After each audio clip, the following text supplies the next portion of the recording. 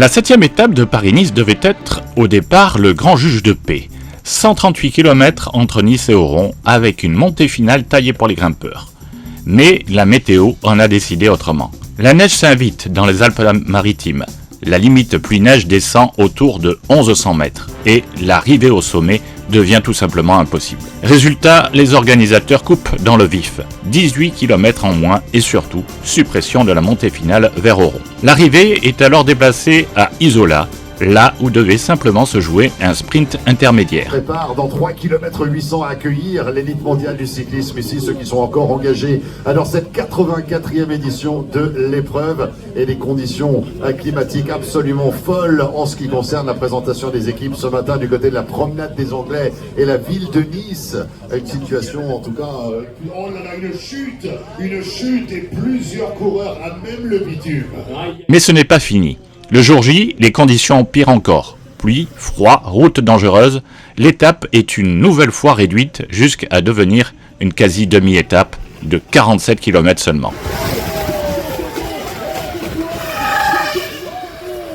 Le succès du champion de France, Dorian Godon, surpuissant, qui n'a pas pu être remonté. Il a résisté au retour de William Girmay, ici à Isola Village. Le travail énorme de l'équipe Ineos Grenadiers et de victoire française cet après-midi.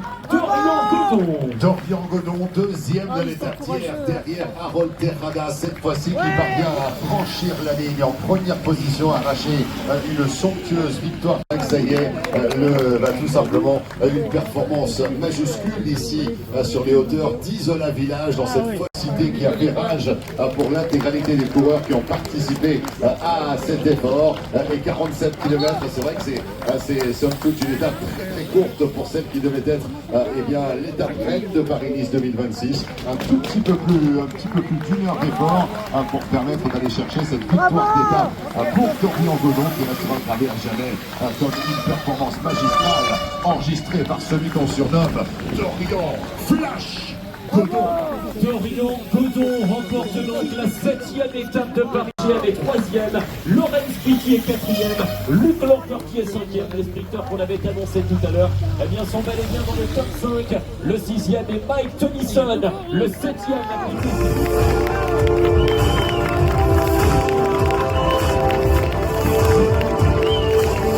Représentant la France pour la formation Ineos Grenadier, mesdames et messieurs, le vainqueur de l'étape, c'est Dorian Flash Godon. Dorian Godon remporte la 7e étape de la 84e édition de Paris-Nice. Félicité sur la boîte par Mylène Agnelli, la maire d'Isola. Quel travail remarquablement bien accompli par Dorian Godon, deuxième de l'étape d'Apt hier, vainqueur aujourd'hui. Et généralement, lorsque Dorian Godon commence à gagner, il gagne non pas une fois, mais 2 fois, puisqu'il a remporté à 2 reprises Paris-Camembert. Il a gagné 2 étapes sur le Tour de Romandie. Et on va pouvoir lui offrir une deuxième salle d'applaudissements avec le public d'Isola Village pour l'accomplissement majuscule de Dorian Godon. Sa première victoire sur les routes de Paris-Nice, sa première victoire à titre individuel.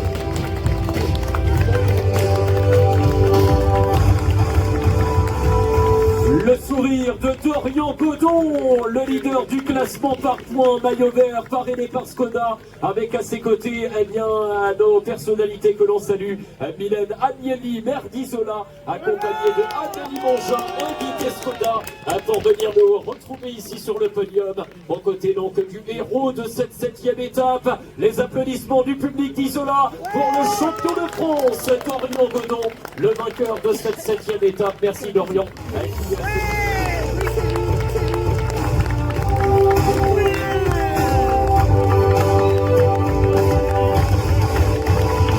Vous l'avez compris, mesdames et messieurs, le maillot jaune LCL reste sur les épaules du Danois du collectif Visma Lease Bike, Jonas Vingegaard, qui se rapproche en effet de la ligne d'arrivée définitive et d'une victoire au classement général de Paris-Nice. Il est félicité sur la boîte par Mylène Agnelli, maire d'Isola, accompagnée.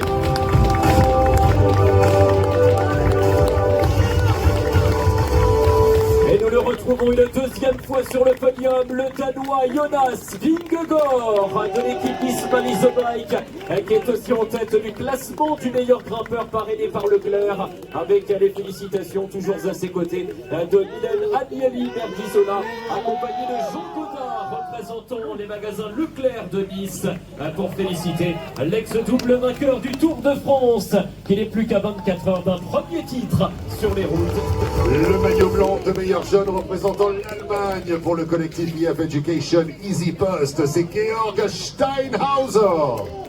Georg Steinhauser qui continue cette aventure de blanc vêtu. Il est également 3e du classement général et il est félicité sur la boîte par Mylène Agnelli Bertizola. On va pouvoir le raccompagner justement. Tim Marsman qui remporte le prix de la combativité Century 21. Félicité donc par Madame le maire d'Isola, Mylène Agnelli, qui donc au Tour de Normandie.